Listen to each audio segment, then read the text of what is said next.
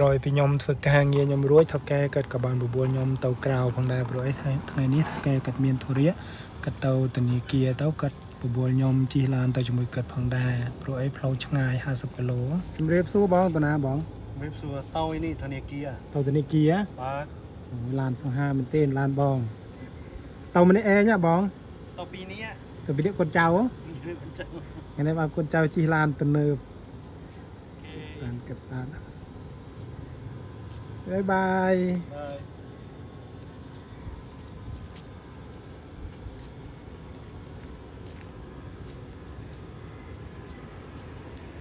ចំពោះផ្លូវនៅមុខផ្ទះកើតគឺប្រអីកាត់នៅក្នុងជនបទបងប្អូនផ្លូវរៀងខុខខាហើយតកែកាត់ក៏បានឈប់ឡានទិញស្វាយផងដែរគឺស្វាយនៅទីនេះគេលក់1គីឡូ35បាតផងបើគិតជលីខ្មែរយើងប្រហែលជា4,000រៀលជាស្រ័យបងប្អូនប្រហែលជា4,000រៀលហើយតកែក៏តែងតែទិញដូចថាក៏ទិញឲ្យបងប្អូនគាត់ផងហើយកូនចៅគាត់ក៏ទិញឲ្យផងដែរបងប្អូនមកថាខេស្វាយចឹងក៏ទិញឲ្យខ្ញុំទាំងគីឡូផងដែរគាត់ក៏ទិញផ្ញើក្មួយគាត់ឬមួយក៏បងប្អូនគាត់ដែលនៅតាមខេត្តក៏តែងតែទិញផ្ញើឬមួយក៏មិត្តភ័ក្តិគាត់ដែលធ្វើការតាមវិទ្យាក៏តែងទិញផ្ញើទៅខ្ញុំនៅគឺគេសម្បូរស្វាយបងប្អូនតាមតំបន់សុខស្រែអញ្ចឹងគេលក់ធូរថ្លៃផងដែរបើថានៅតាមទីក្រុងគឺថ្លៃបងប្អូនបើថាតាមសុខស្រែតាមជនបទអញ្ចឹងគឺធូរថ្លៃមកគិតទិញតាមសុខស្រែជនបទអញ្ចឹងយកទៅផ្ញើបងប្អូនគាត់ឬមួយក៏មិត្តភ័ក្តិរបស់គាត់ផងដែរ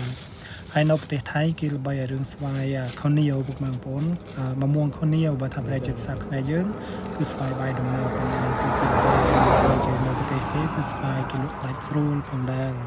ហើយខ្ញុំក៏ចូលចិត្តហូបផងដែររឿងខុនីវមមួងរបស់គេគឺស្វាយបាយដំណើបគឺឆ្ងាញ់មែនទេបងប្អូន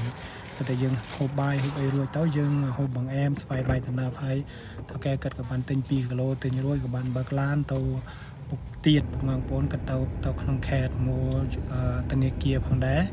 ហើយនៅខាងខូរ៉ាតនគររាជសីមាផងដែរនៅកន្លែងវងមូលរបស់គេបងប្អូនប្រហែលជាពុកបងប្អូននៅស្រុកថៃ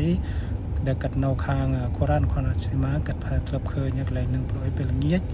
មានជាផ្សារផងដែរគេលក់តាមផ្លូវហ្នឹងឯងហើយនេះគឺជាទេសភាពនៅប្រទេសគេផងដែរពេលថ្ងៃខ្ញុំមកប្រហែលជាថ្ងៃត្រង់ផងដែរបងប្អូនខ្ញុំចេញពីការងារចេញមកក៏ខ្ញុំមកតម្ដងផងដែរហើយវីដេអូរបស់ខ្ញុំគឺមានតែប៉ុណ្្នឹងទេបងប្អូនហើយអរគុណបងប្អូនដែលចំណាយពេលវេលាបានមើលវីដេអូខ្ញុំដល់ចប់ផងដែរអរគុណជម្រាបលា